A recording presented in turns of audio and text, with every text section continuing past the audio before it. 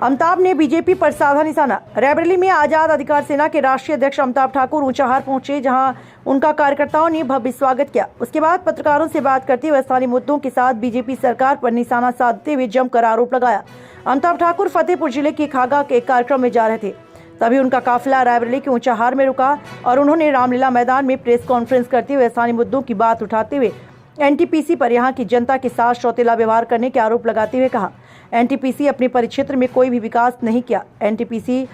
अब राख और धूल के कारण लोग बीमार हो रहे हैं। उन्होंने बीजेपी पर निशाना साधते हुए कहा, बीजेपी अपने दलबल के साथ दूसरी पार्टी के नेताओं पर दबाव बनाने का काम कर रही है। सपा विधायक मनोज पांडे के बारे में कहा कि इनके खिलाफ भ्रष्टाचार और ईडी की जांच का भय दिखाने का काम किया। सर, आज रायबरेली के ऊंचाहार पहुंचे हैं आप, प्रेस कॉन्फ्रेंस करने का क्या था? देखिए, मैं अमिताभ ठाकुर हूँ, आज़ाद अधिकार सेना का राष्ट्रीय अध्यक्ष हूँ। यहाँ आने का मुख्य उद्देश्य हमारी पार्टी इस इलाके में हम अपने जो मूल उद्देश्य हैं अन्याय, अत्याचार और भ्रष्टाचार के विरोध, उसके संदर्भ में हमारी पार्टी के संगठन को खड़ा करना, सामने लाना और पार्टी के मूल उद्देश्यों पर काम करने के लिए अपने साथियों से बातचीत करना एक उद्देश्य था। यहाँ जो एनटीपीसी का प्लांट है उसको लेके जो तमाम अनियमितताएं आई हैं, बताई जा रही हैं, उनके संदर्भ में प्राथमिक जानकारी प्राप्त करना। जो बातें एनटीपीसी ने अपने यहाँ पर आने समय, यहाँ प्रारंभ करते समय जो वायदे किए, उनका जो घोर उल्लंघन हो रहा है, उनके संबंध में अपने पार्टी के लोगों को कार्य करके जो मूल उद्देश्य हैं उनकी प्राप्ति में अपना योगदान देना, यह उद्देश्य था। और साथ ही साथ जिस प्रकार से मौजूदा सरकार में तमाम एक पक्षीय कार्रवाई हो रही है, जो पुलिसिया राज स्थापित किया जा रहा है, अभिव्यक्ति की स्वतंत्रता का हनन हो रहा है, उसके संबंध में विरोध करने के लिए, अपनी बात लोगों तक पहुंचाने के लिए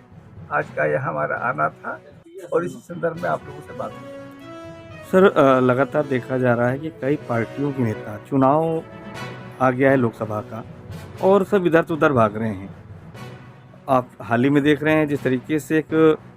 बीजेपी का जो एक फंडा है, जिस तरीके से बीजेपी सरकार लगातार अपने जो विकास की बातें हैं उनको लगातार जनता के बीच रखने का काम कर रही है, वहीं जो विपक्ष है वो पूरी तरीके से जनता के बीच जो अपनी सरकार में अपने समय में जो कार्य कराए गए थे उनको नहीं रख पा रहा है। फिर आप भी एक पार्टी के राष्ट्रीय अध्यक्ष हैं, तो इसको किस नज़रिए से देख रहे हैं?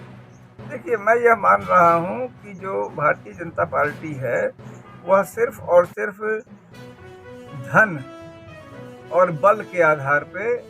अपना प्रभाव, अपना प्रभुत्व स्थापित कर रही है। और जिस प्रकार से एक समय कहा जाता था कि अमेरिका अपने धन और बल के आधार पे बलपूर्वक पूरे विश्व पर राज करने के लिए प्रयासरत था, जो कि स्थितियां बदली और आज अमेरिका अनवरत नीचे गिरता जा रहा है। काफ़ी कुछ उसी तरह की स्थितियां भारतीय जनता पार्टी ने भी स्थापित किया है, जहां किसी को भी, आपके यहाँ के स्थानीय विधायक हैं मनोज पांडे, किसी भी तरह साम दाम दंड भेद से हर व्यक्ति को अपने साथ ले लेना, डरा के, धमका के, किसी को ईडी का भय दिखा के, मनोज पांडे जी के बारे में कहा जा रहा है विजिलेंस जांच चल रही थी उसका भय दिखा के, हर प्रकार से लोगों को भयभीत करके या उनको लोभ दे के, प्रलोभन दे के, कुछ न कुछ दे के विपक्ष को तोड़फोड़ करना, यानी कि न्याय और लोकतांत्रिक नीतियों का पूर्ण उल्लंघन करते हुए केवल ये इन प्रकार पार्टी को बढ़ाने का प्रयास करना, जनमत और वास्तविक मूल्यों के विरुद्ध केवल ताकत की ओर बढ़ना, यह भारतीय जनता पार्टी की प्रकृति और प्रवृत्ति बन गई। सर, अभी हाल ही में समाजवादी पार्टी के आपने विधायक की बात की, मनोज पांडे की, जो पूर्व की सरकार में केंद्र मंत्री भी थे, उन्होंने मुख्य सचेतक से इस्तीफा दिया है, लेकिन उन्होंने एक बयान दिया है कि समाजवादी पार्टी में हिंदू देवी देवताओं को अभद्र भाषाओं का प्रयोग किया जाता है, इसलिए उनको बड़ा वो लगा है। आप बता रहे हैं कि ईडी का डर है इसलिए उन्होंने पार्टी इस्तीफा दिया है, तो सर हकीकत क्या है सर?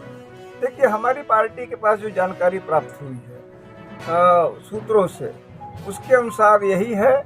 कि जो 2021 फरवरी 2021 में इनके विरुद्ध जो खुली जांच प्रारंभ की थी उत्तर प्रदेश सरकार ने